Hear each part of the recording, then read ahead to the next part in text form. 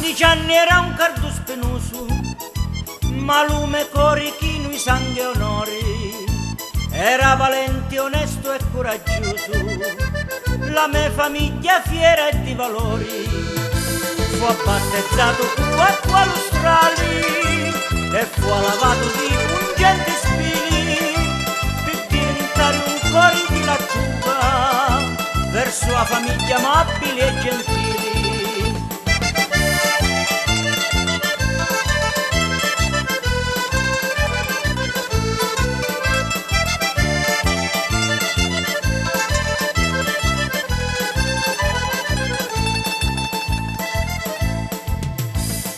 Conosce la famiglia Montarbano, uomini verificato e di cori, e dall'oscuro e uvitti la luce, e con la luce regoli d'onori, ma su rimasti chi tutto potiti, con la saggezza vostra di onorati, precisa la favella che da viti, più di l'usuli a luce indiportati.